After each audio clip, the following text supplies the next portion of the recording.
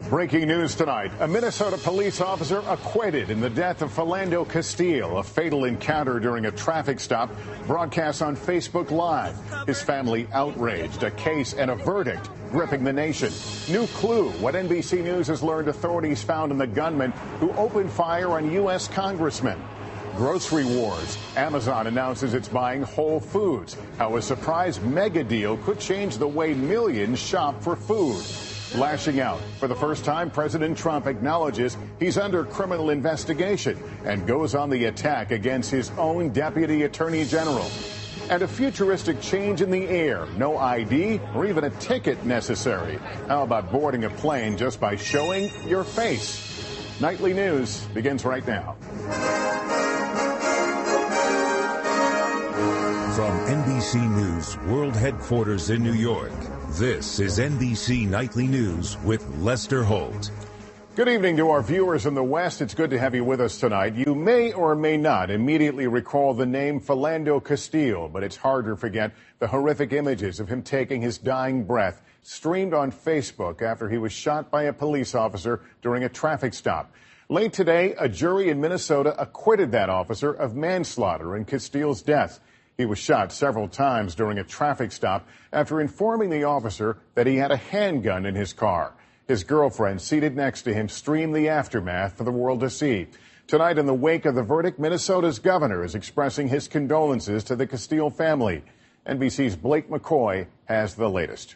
It was the video seen around the world. Oh, my God, please don't tell me he's dead. Please don't tell me my boyfriend just went like that. 32-year-old Philando Castile shot 5 times during a traffic stop for a broken taillight last summer. His girlfriend, Diamond Reynolds, streaming the graphic aftermath live on Facebook. Reynolds' then 4-year-old daughter in the back seat. It's okay, I'm right here with you. Tonight, the officer, Geronimo Yanez, has been found not guilty of manslaughter. The Castile family is outraged. My son loved this city, and this city killed my son, and the murderer gets away. And for that man to get on the stand and lie, for them jurors to not have enough human empathy and a conscience to just do the right thing. 10 white jurors and 2 black jurors deliberated 4 days after Officer Yanez took the stand in his own defense, saying, "I did not want to shoot Mr. Castile. It was not my intention. I was scared to death and I thought I would die." He said Castile, a school cafeteria worker, matched the description of a robbery suspect, that he smelled marijuana and saw Castile reach for a gun. Oh, not to reach for it. I told him to get his hand out.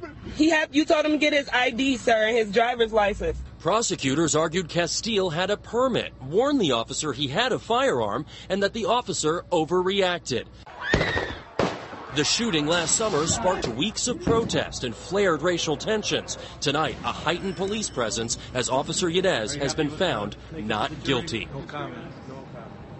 Even though Yanez has been found not guilty, the city of St. Anthony, Minnesota has decided to remove him from the force, saying tonight the public will be best served if Officer Yanez is no longer a police officer in our city. Lester? All right, Blake McCoy, thank you.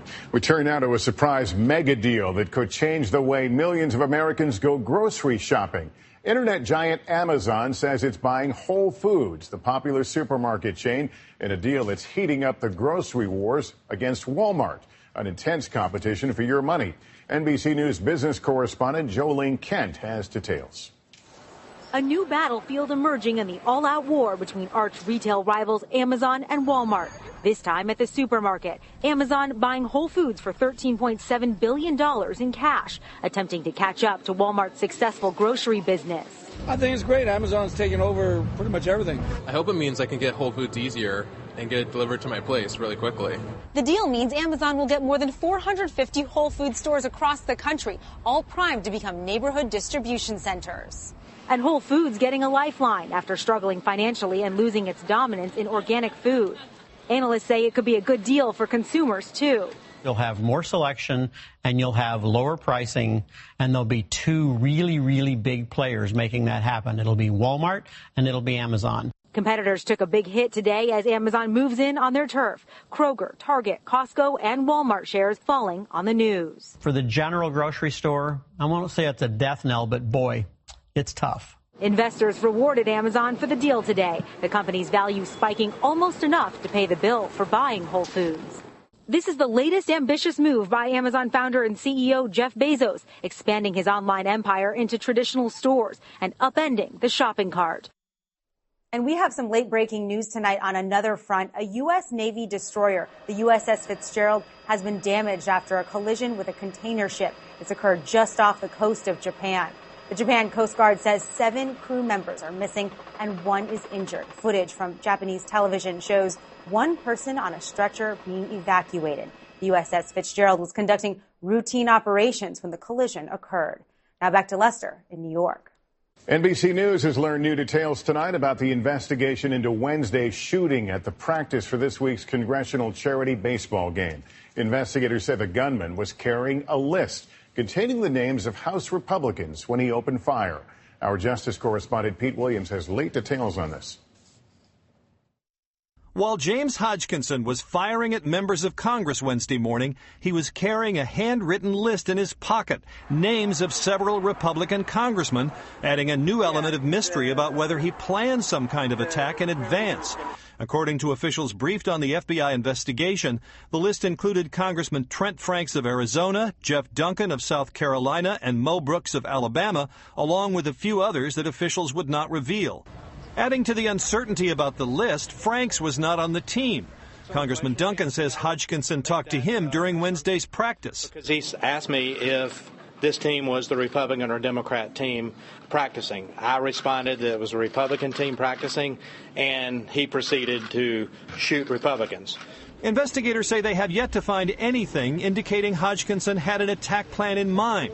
They say he told his wife earlier this week he was heading back to Illinois, and he canceled his membership in the YMCA the day before the shooting and talked to a local garage about getting his van ready. Doctors treating Congressman Steve Scalise, wounded in the shooting, say while he remains in critical condition, they hope for an excellent recovery. There's still a lot of things that can happen. There are a lot of forks in the road that we may not even see yet. Investigators say they've checked his laptop, his cell phone, and a camera found in his van, but have found no manifesto, no intent to commit violence, nothing to indicate that Hodgkinson was scouting potential targets, Lester. Pete Williams, thank you. In Washington, a tweet from President Trump had just about everyone trying to figure out what he really meant today when he said he was being investigated for firing FBI Director James Comey. And it quickly led to a clarification from the president's legal team. NBC's Kristen Welker has more tonight. President Trump acknowledged for the first time today he's under federal investigation, tweeting, "I am being investigated for firing the FBI director by the man who told me to fire the FBI director. Witch hunt." That in apparent reference to Deputy Attorney General Rod Rosenstein. Last month, Rosenstein sent the president a memo expressing concerns about FBI Director James Comey. But Mr. Trump made it clear during an interview with Lester he was going to fire Comey regardless. I was going to fire Comey. There's no good time to do it, by the way. Because in your letter you said I accepted their recommendation. Yeah, well, so you had already made the decision. I was going to fire regardless of recommendation. Tonight, a source close to the president's outside counsel tells NBC News the president was not confirming the investigation with his tweet, but rather referencing an earlier news report, adding Mr. Trump hasn't been notified he's under investigation. NBC News has confirmed special counsel Robert Mueller is looking into whether President Trump obstructed justice. President Trump is constantly self-sabotaging. This is a president who, no matter the initiatives and the narratives that his staff is trying to craft, he gets on Twitter and destroys everything. Now, top White House officials aren't taking any chances. Vice President Mike Pence hiring his own outside counsel, Richard Cullen, a seasoned federal criminal attorney. Today, the vice president called the move routine. Last month, an attorney for the Trump campaign sent a letter to staffers to save all their documents, including text messages and cell phones. This as the president increasingly takes matters into his own hands. And tonight, the president added a fourth lawyer to his legal team. Meanwhile, he also released his 2016 financial disclosure form, which shows he made almost $500 million last year between sales and income, including $37 million from his Mar-a-Lago resort and $19 million from his new D.C. hotel. The president transfers his income into a trust. He still hasn't released his tax returns. Lester. Kristen Welker at the White House. Thank you. Two more political notes tonight. The president made good today on his campaign promise to reverse parts of a historic opening to Cuba by former President Barack Obama. The president reinstated some travel and business restrictions, meaning that Americans will no longer be planning private trips to Cuba. And U.S. companies will be banned from doing business with Cuban firms controlled by the military, intelligence, or security services. The aim is to force new concessions from the Cuban government. Separately, the White House let stand an immigration program known as DACA that has protected hundreds of thousands of undocumented children from being deported. Tonight, a young woman is facing the prospect of up to 20 years behind bars, convicted of involuntary manslaughter in an unusual and closely watched case after sending text messages to her suicidal boyfriend, encouraging him to kill himself, which he did. NBC's Morgan Radford has more. Ms. Carter, please stand.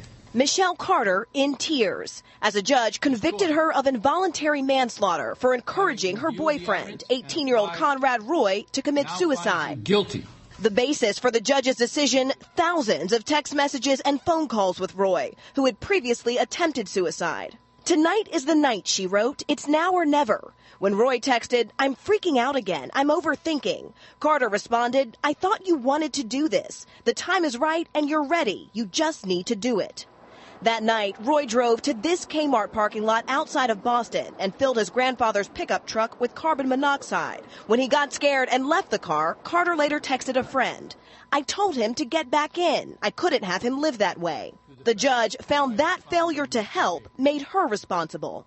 She admits in a subsequent text that she did nothing. Legal experts say the verdict shows that a message sent via text is as powerful as one delivered in person. She didn't actually turn on the gas in the car. She simply told him, turn on the gas, get back in the car. So she is 2 steps removed and 30 miles away from that actual scene. The defense argued that Carter's behavior was caused by a bad reaction to an antidepressant she was taking, and that Roy was determined to take his own life. He chose to breathe in the fumes. The evidence, videos Roy made about his own depression. No, you don't have to be happy. But the prosecution argued he could have been saved. He was a wonderful young man who had his whole life in front of him. He was making efforts to better himself and to find his way. As the Roy family waits for sentencing in August, they're urging anyone struggling with depression to get help before it's too late. Morgan Radford, NBC News, Taunton, Massachusetts. Nearing the end of day 5 of deliberations for jurors in the Bill Cosby sexual assault case, and still no verdict.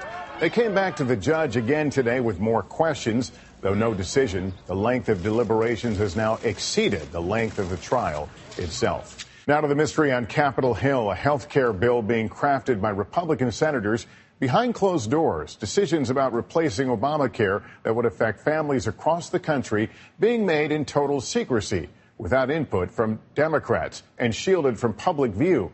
NBC's Casey Hunt has those details. Forget public hearings and months of debate. Republican senators are deciding the fate of health care coverage for millions over lunch behind closed doors, twice a week on the second floor of the Capitol. They're supposed to vote on their Obamacare repeal bill in the next 2 weeks. But right now, the process shrouded in secrecy. If you get a copy of it, will you send me a copy? The man who will carry it out needs a copy, too. You haven't seen it either? As I say, my staff has provided some technical assistance to individuals, but I haven't seen it. Democratic leader Chuck Schumer writing Republican leader Mitch McConnell demanding public hearings the GOP has no plans to hold. Senate Republicans are rewriting a House bill that barely passed last month. This is a great plan. But this week, the president told senators the House bill is, quote, mean, and moderate senators have balked. I cannot support a bill that terminates insurance for 23 million people who need it. They're trying to change it to get a majority of 50 votes, discussing keeping more of the Medicaid expansion and protections for people with pre-existing conditions. It matters for people like Sarah DeJarlis, a breast cancer survivor. Under the GOP plan, her insurance premiums could skyrocket. There are lives on the line. There are people that won't ever get better, and they need insurance to survive. With each passing week, more insurers pull out of the insurance exchanges for 2018, not knowing what Congress will do. Millions of Americans are waiting for answers, too. Casey Hunt, NBC News, the Capitol. Still ahead as we continue here tonight, confirming that you are really the one getting on that airplane as the era of facial recognition begins at the airport. Also yoga, as you've never experienced it. Yes, those are goats getting in on the action. Back now with a new high-tech way to board an airplane that could signal the start of sweeping changes in airport travel.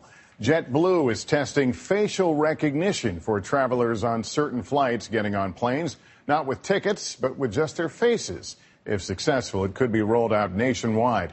Our national correspondent, Miguel Almaguer, got a test run.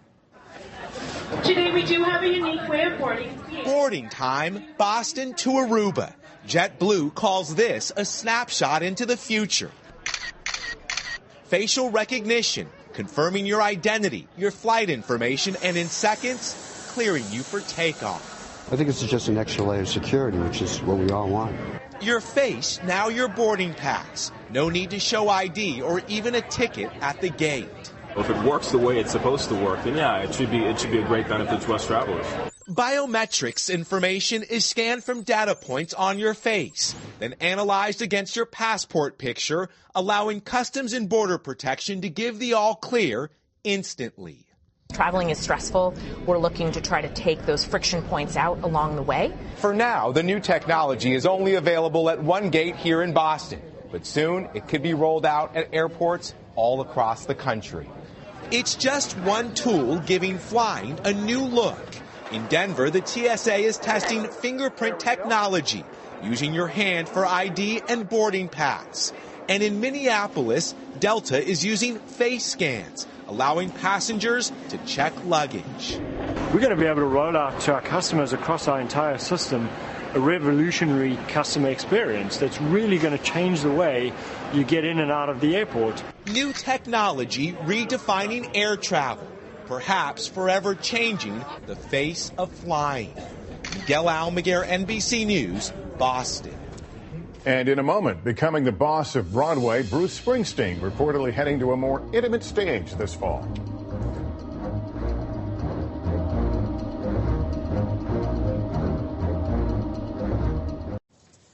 The Boss could be heading to Broadway. The New York Post is reporting that Bruce Springsteen will perform an 8-week run this winter on the Great White Way in New York. Intimate concerts 5 times a week. The paper says dates haven't been finalized, but as you might imagine, it's already generating a lot of excitement among fans on social media. Stay tuned for more on that one. The latest fitness craze is all over the internet, and maybe you've seen it. Videos of people doing yoga with, no kidding, or maybe kidding, baby goats. We wanted to see if this was real and what people were getting out of it. Here's NBC's Kristen Dahlgren with a look. Inhaling deeply. At this New Hampshire yoga class, for every down dog, So gazing towards the thighs, there is an up goat. Come on, you can do it. No joke, baby goats, turning yoga on its head. I think we can safely say that you would leave class with a smile on your face. It really is the hottest new workout. Classes popping up across the country and all over the internet. We posted a video of a class. I woke up at 4 the next morning and it had already reached 2 million people. Peter Corbeau is a goat farmer and soap maker. But now... These are the world famous yoga with baby goat. 5 baby goats are making Jenna's farm famous. For our viewers who might say, I don't get it. They don't have to, because there's certainly a lot of people that do get it. What started on a whim quickly turned into a 300-person waiting list. Now they're building a bigger space. For Julia Lewis, it all makes perfect sense. I absolutely love baby goats, and I already was doing yoga like 2 or 3 times a week, so it's perfect. What is happening? As I found out, it's not necessarily about the zen, but they aren't lying about the smiles. I've had people say that they didn't even realize how much they worked their body. The goats are unpredictable, but there is one thing that seems consistent. What they say afterwards, like, this really cheered me up today. We hope it's done the same for you. Kristen Dahlgren, NBC News, Nottingham, New Hampshire. I think it has. When we come back, honoring a TV icon. Same bat time, same bat signal. Finally, tonight it was a fitting tribute last night in Los Angeles. Hundreds gathered at City Hall as the bat signal was projected onto the building.